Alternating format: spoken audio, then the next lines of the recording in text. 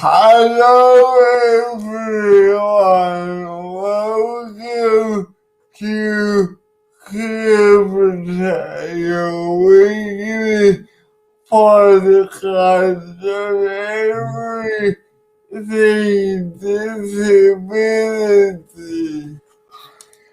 With us tonight is Ibby, and we're very happy to welcome back Craig Wallace.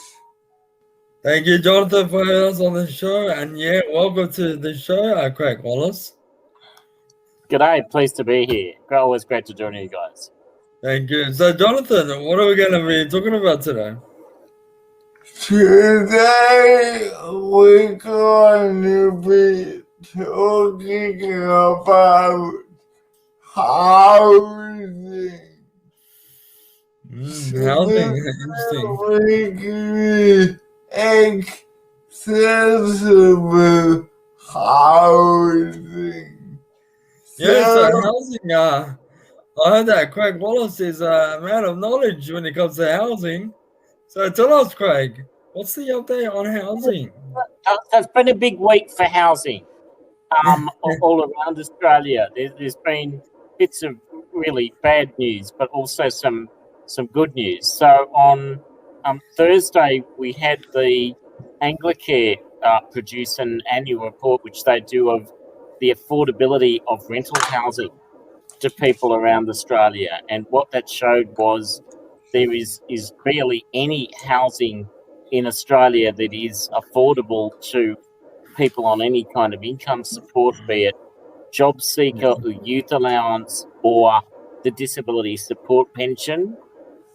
I think for many of your listeners, what this sort of means is that for people with disabilities, we often lack the ability to afford housing, but also we lack housing that really works for us in terms of being accessible, particularly on the rental market. There just isn't any supply of accessible housing that has ramps, has accessible toilets, has level design, or can even be adapted for people as they're aging.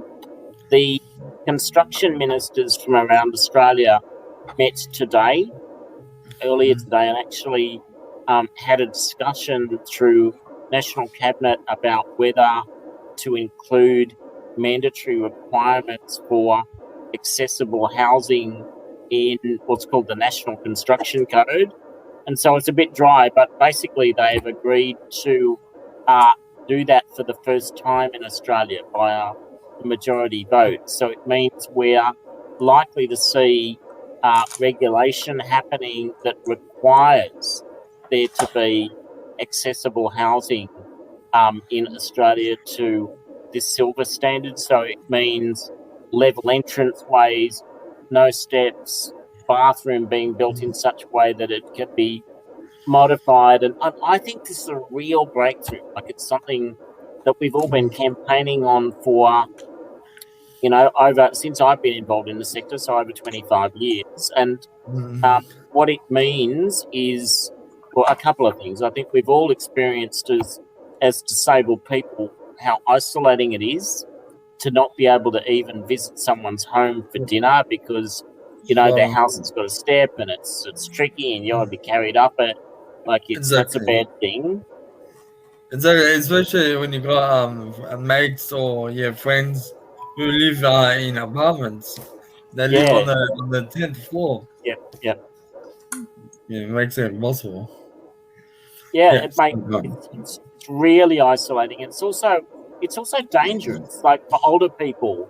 And there's going to be a lot more people over 85 in Australia as kind of the population ages, is the amount of people that wind up in hospitals because they have a fall, a slip, trip in a bathroom is a huge human cost, but a cost for the whole country. So if we can finally see that fixed through regulation, I think that's a huge achievement for the disability community. Doing it voluntarily simply hasn't worked. Yeah. So I know there's the specialist disability accommodation is alright, the SDA housing, Yeah. and also the supported independent living. Correct me if I'm wrong. There's SEAL housing. So what exactly is the difference between the two? Yeah, you got me there. But I mean, what I can say generally is the NDIS wasn't designed to directly cover the costs of construction of housing. So it's kind of like Okay. the principle that it only provides like the disability supports for people. But I think as they started kind of thinking about this and trying to work through it, they realised that actually you can't support people to be independent in the community unless you have, and there's so little housing out there in the market, that you have to start investing in housing. So the SDA is the NDIS's way of investing in housing so that we can start to get people, particularly out of group environments and institutions. And those are bad places. Like the idea that you should have to live somewhere simply to receive disability support, I think is awful. Like we know from the Royal Commission on Disability Abuse that these are places where there is rape, sexual assault, and violence, and that's because nobody else would choose to live with people that they don't know or choose to be with simply because they have a disability. We don't ask that of any other group in the community, with the exception of students sometimes, but you only do it for a while, or people in nursing homes that have to do it. We've all seen what happens in the aged care Royal Commission. So housing's really underpinning. It's like transport or infrastructure. It's one of those things where if it's not right in your life, you don't have a good home, you can't hope to have the rest of the supports almost don't matter. So SDA and SIL is part of that. There's some quite interesting SDA projects cropping up where I live in Canberra.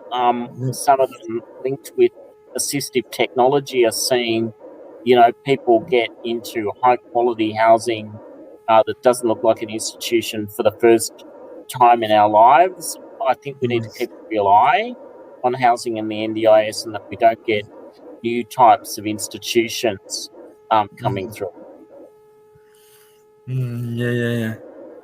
But sorry, yeah, Jonathan. And I would just like to make the point that the NDIS only covers about 10%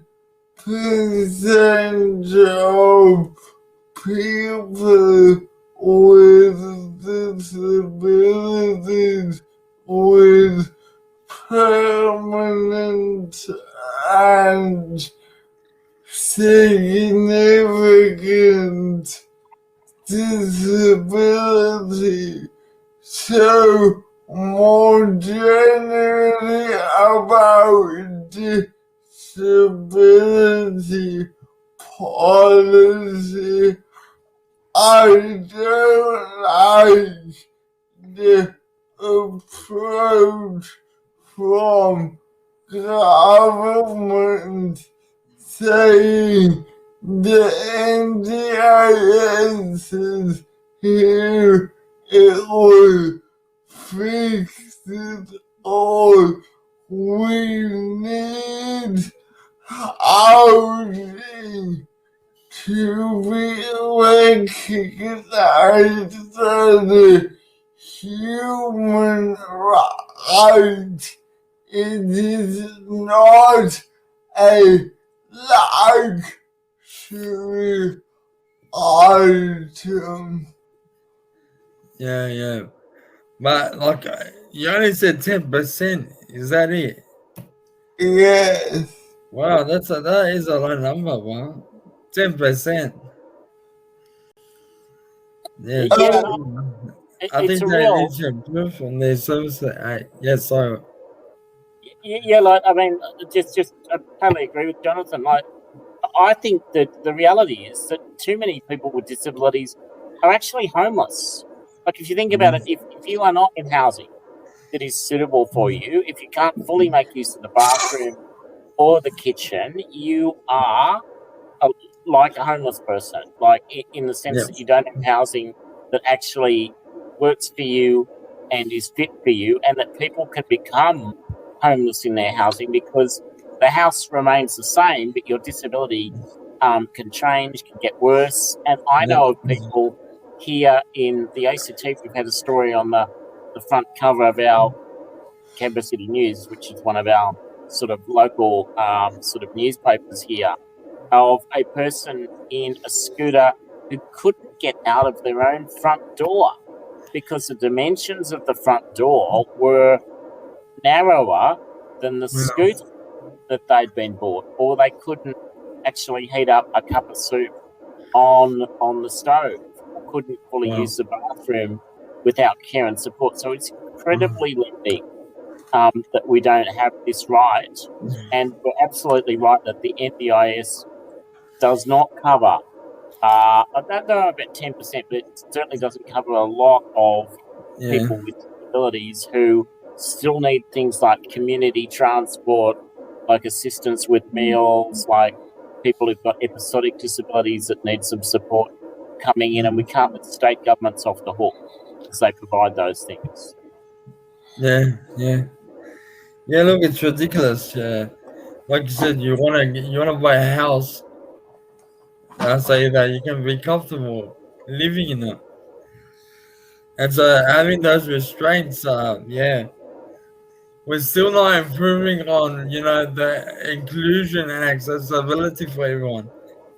It needs to be put out there. People need to have access to everything. No one should be I guess isolated or neglected.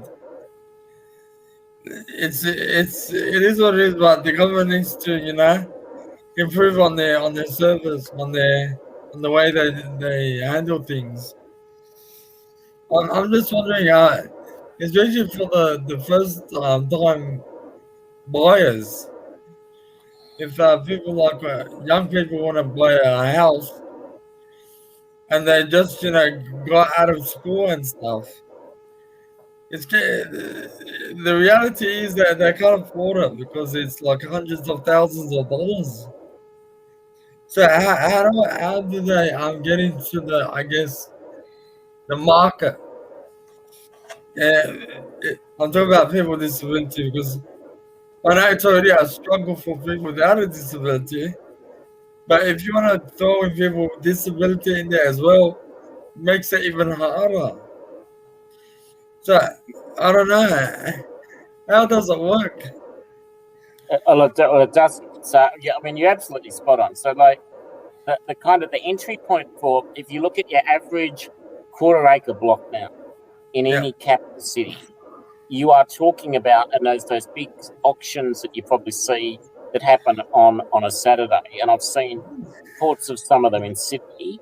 You've got places that are going for $2 to $3 million, and they're not really very good places, like pretty ordinary sort of terrace houses in your yeah, capital city. and not many people graduate from school with $2 or $3 million in their pocket. No, so they mortgage themselves to the hilt, or they decide to keep renting. And so I think that there's a couple of dimensions. There's in the city that I'm in the Yeah, ACT, what the entry point is for those first home buyers, right? Is yeah, the yeah, is the apartment blocks.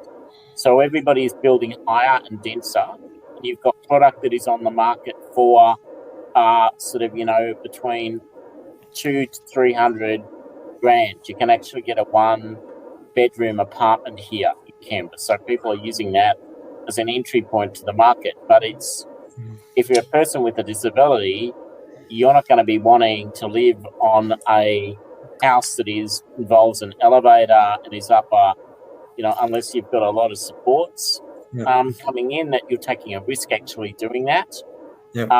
So that's an issue. I actually think we need more what's called community housing. So that is housing that is run by not-for-profit community agencies where government provides some of the land for free, but we also need more housing that is available to rent at a cheaper price. So building to rent, they have a big market of this in Europe where people actually build housing that is specifically about it being rented through your lifetime. And the deal is, you build your tower, but the expectation is that at least some of that is set aside for affordable housing so that people on lower incomes have got somewhere to live, and it's mixed in. I support public housing, but creating these big estates all around Australia that are just public housing is not a solution on its own. We need more public housing, but it needs to be salt and peppered, and we need more community housing that is for the missing middle. In where I live, there's people that have on 2 incomes who are workers, still can't afford to break into the market. If you're a teacher or a community worker or part-time, it just doesn't work. Wow. So you got to work overtime. Yeah, sorry, Jonathan. I'm just to add to Craig's point. Yes, I hope the code is changed, but from where I see it, we need to initially incentivize community housing providers to bring their existing stock up to the code, because I'm a bit concerned that even if the code is introduced, if there's no incentive, market forces will dictate them maintaining the status quo. Yeah. Yeah, I'd agree. If you want me to talk to that, that's a risk. I think that there's probably two elements to that. That with what they've adopted in terms of the guidelines or the standards for housing now, a lot of it is features that you build into the design that make it easier to change it later on if somebody needs it to be fully accessible. So it might be ensuring that you don't build a supporting wall between the bathroom and between the shower and the toilet. So if you remove the wall, the house falls down. It's doing stuff that makes it easier to adapt later on without having to spend a lot of money. The evidence is that it's about 22 times more expensive to renovate something later on to make it accessible than it is to build the features up front. But I think there's a kind of issue about the fact that we haven't had regulation in this space. We've only had voluntary guidelines has meant that nobody knows what to do So we're in this kind of shadowlands between where people kind of are saying, well, there's probably going to be regulations down the track, but nobody knows what they're going to be and what they are. So we'll just keep doing the same stuff that we're already doing, and we won't adopt it at all. It's always mystified me why in a country where we've got a $22 billion or so NDIS, where we've got rapid numbers of people who are aging and who clearly need housing that works for them, and these are people who've got money, they're baby boomers, why isn't the market just doing this itself?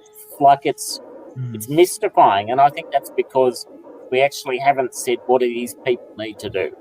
So I hope there's some of that, and I hope it starts to get into the market, and then it becomes cheaper for community housing providers to buy some of that stock as it's sold on. But it's not without a cost. It's probably not totally without some risk.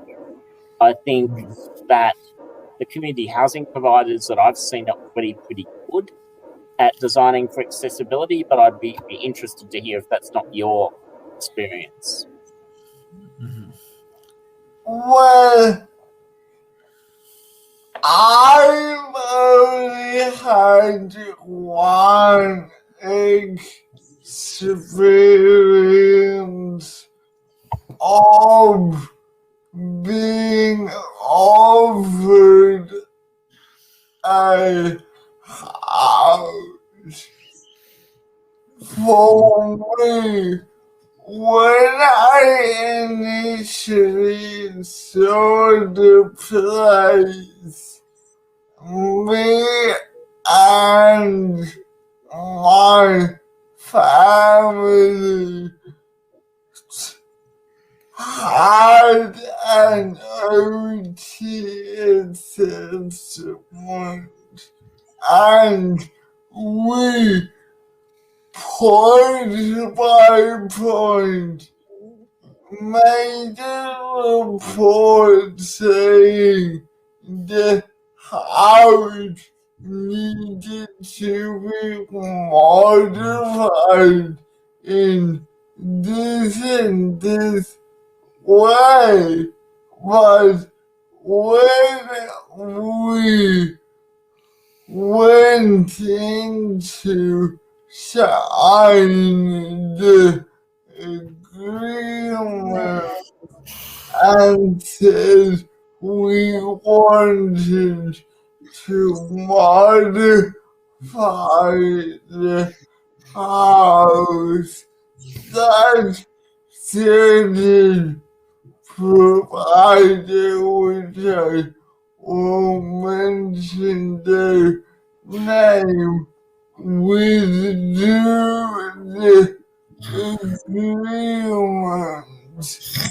So I think there needed to be generally a change in thinking for some of these housing providers to take the person-centered concept from the NDIS and put it into community housing.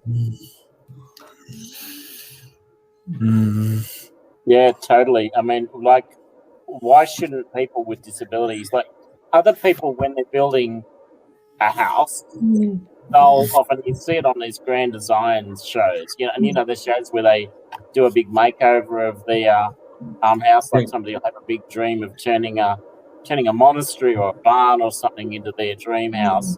Like those people have a vision of what's the kind of place that I want to live in that would work for me. And I think too often we accept this idea that we should live in cookie cutter places that all, you know what I mean, like that all look the same and all have the same features, and it's okay whether provided it's accessible, it doesn't matter if it doesn't get good sunlight in the house during the day, or it doesn't have good Wi-Fi, or it's not in a good place with good, what I'd call sort of community infrastructure. So like access around it, like it matters. We've all got to know, I think because of COVID partly, that it really matters. Your home matters to you, where you live, because you're potentially going to be spending a hell of a lot of time in it. A lot more of us are working from home and doing the stuff we need to do from home. But the neighbourhood around you matters as well. The kind of 500-metre pattern, like having accessible walkways, living near some shops that you can get to, or on foot, on wheel, or whatever.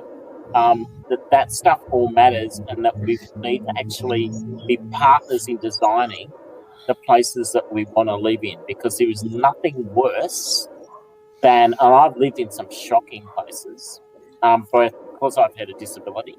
I've lived in group homes, I've been in institutions, Wow.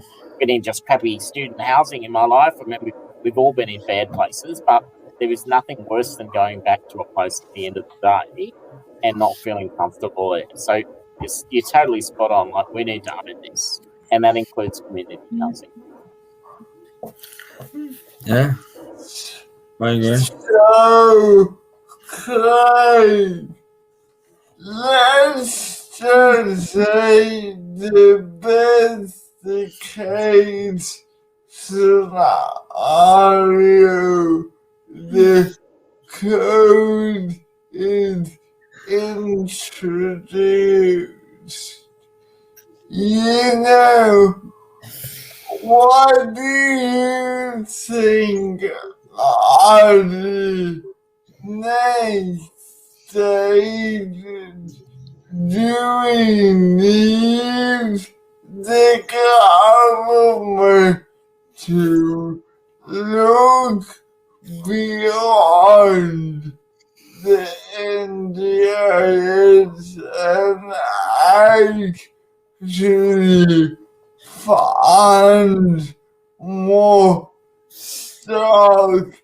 And where do you see that coming from, state or federal?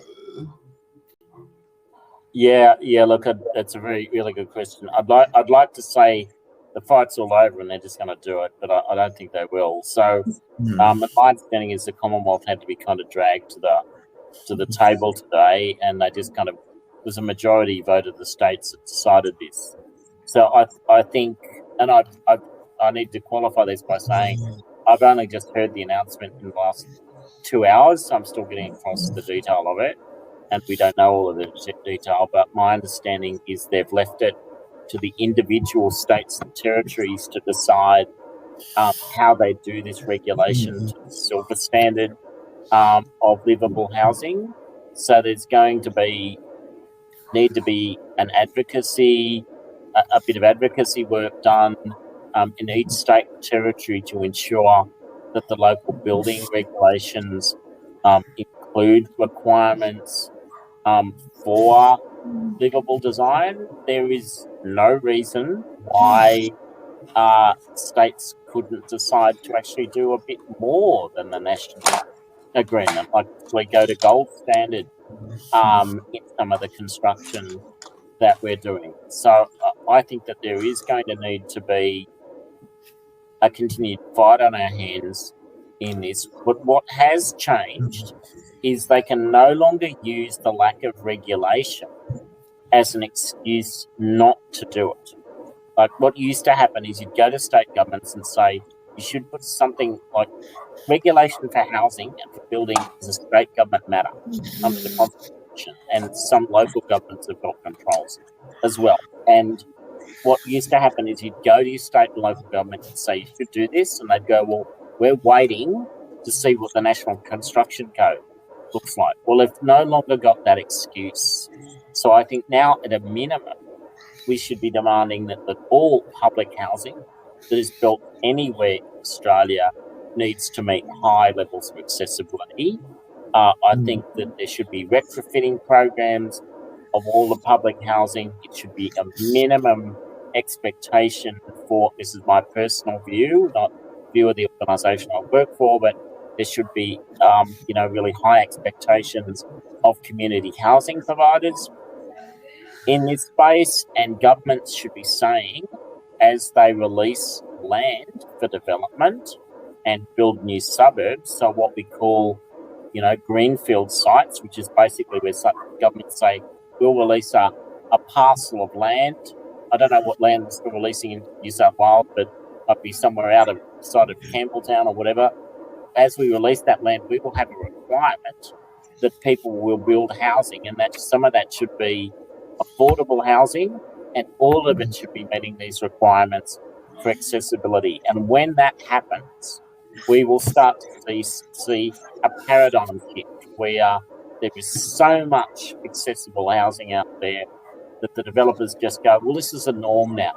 This is like building, making sure the sewage is connected, or we have energy sustainability ratings built in. Like, this needs to become business as usual practice. Like, you wouldn't build a house now in public, but you'd get sued for it and in trouble. On a swamp where there were water drainage issues, accessibility needs to become a thing we just do. Yeah.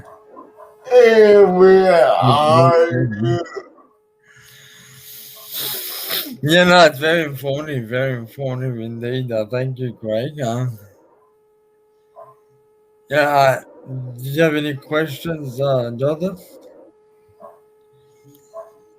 Just for you, have you ever thought about moving out, and what are the barriers for you? Well, yeah, look, I would like to move out sometime in the future, in case I do want to, start my own family and stuff.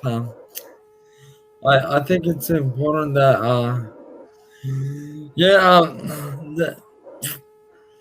I come from a cultural background, and usually when it comes to culture, moving out of home for physical disability is seen as a barrier itself.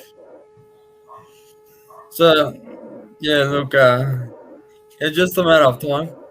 I would like to move out one day. And yeah, what about you, Jonathan? What's your situation like? Well, my situation is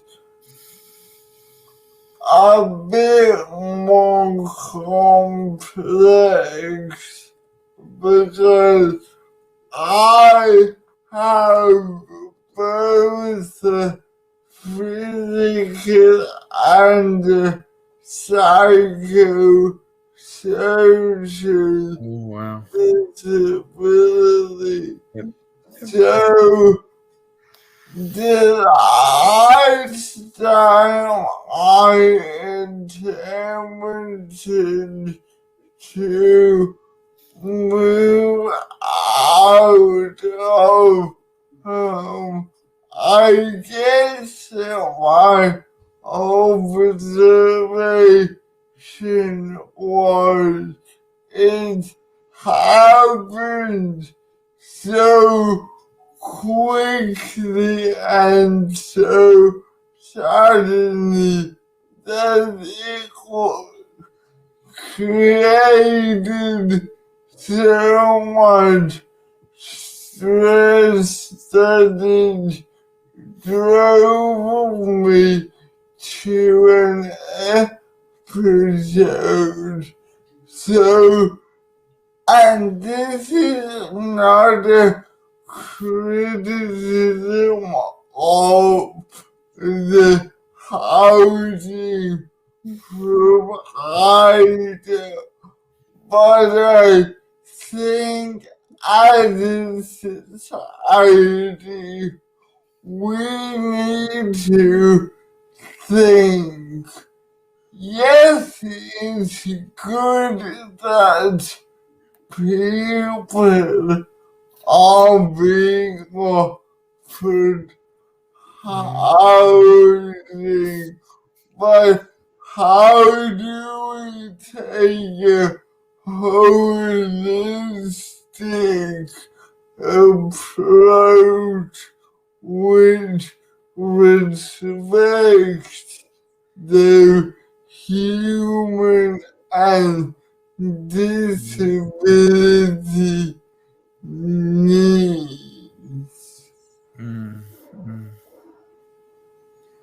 And how much of that is about what's kind of going on around your house? So the people that you live with, knowing people in your neighbourhood, being near shops and public transport that you can get on. Like, it's my kind of thinking is it's not just about the house itself. Yeah, exactly. It's all about the location, what's convenient, where's well, everything around you is accessible. There's many factors that come into play. Yeah, but Yeah. So I should tell you about where I live. So I live in a sort of mixed use. I rent my place, and I live in sort of mixed use development. So it's a set of shops. I won't name them, but and it started off really good because I had like a general store. I could literally wheel over to and do all my business. Believe it or not, they actually a wheelchair repair place opened up in the set of shops that I'm near and within about a year after I moved in. So a wheelchair would break, and I'd kind of push it out the front door and ring them up and say, "Here you go and fix it." And so that all seemed like I thought I'd run the lottery. And like a bit stop. And the places all started going broke, and the shops degraded, as happens to centres sometimes. So we're about to lose our local store, and all of these allied health businesses like physios and a poodle parlour and place selling juggling gear for circuses, like all these weird shops opened up where I live. And so I'm now kind of like, there's shops around me, but they don't offer anything I can actually use. Like, they're all kind of useless. So it kind of speaks to me about how areas can change around us over time, and how where you live is only as good as the stuff that is around you. For instance, during COVID, I live near a doctor's surgery was the other thing. And during COVID, there were all these people turning up and wanting COVID tests and with masks and the full carry-on. And I was just like, I just don't want to go out my door. So I just shut the door and locked myself in for 3 months. And it kind of speaks to me about, like, it actually, your life, the quality of life you have depends a lot on how close you are to good amenities, a bit of green space and places you can use and buy groceries and connect with other people and connecting with your neighbours. And I must admit, my area is mixed for that. And things like soundproofing in the house that you're in. If you've got bad neighbours, I think that's another problem that people with disabilities have. Like, if you've got a neighbour that you're really not getting on with, the reality is the only thing you can do is often move. But for people with disabilities, we're often stuck in the places that we live in. So if we don't get on with people, we don't have choices out there in the housing. So we can't just pick up and suddenly go somewhere else. We tend to be stuck in the places that we're in. And the most miserable time in my life was when I was in a place at the bottom floor and the neighbour up top was annoyed by any sound. Like the sound of my alarm clock would set her off and she'd make complaints. And I mean, it might have been, I don't know if it was justified, it didn't feel like it was. But the point of this long anecdote was to say that I think there's a real story around us not having that choice of being able to escape bad situations, and that your housing can determine your well-being. And I just remember being at my wit's end, like you kind of felt like you were on edge that you might annoy this person every time I went home. I've got a lot of sympathy for people who don't feel like they're in the right housing. It's about more than just what the walls look like. Yeah. Wow. Very insightful. Thank you for sharing that. Yeah. Yeah. Yeah, I don't think she liked my music very much. No. I like quiet. But that was very informative. Thank you very much for sharing with us, Craig. Yeah, no worries. What does anyone have any final thoughts before we wrap up? Look, it was very, I guess, great hearing from you, Craig, and I've processed some information on housing and whatnot. So once again, thank you very much, Craig. Thank you for being on the show tonight. Yeah, lovely to be with you guys, and I'm always interested to hear this when it comes up on a Friday or Saturday night. Like it's you're doing really, really good work with this podcast. So pleased to be part of it, and let's keep up the advocacy on issues like housing, and happy to come back and chat re-NDIS when we've got a bit of more of an idea of what's going on. Sounds good. Thank you very much. Okay, cheers. Thank you. Jonathan, you want to wrap it up? Well, Craig, let me just say something to have someone like you who is a former PWDA president and has done so much for our community on the podcast. Just shows me and Ibby what an impact this podcast has. So thank you.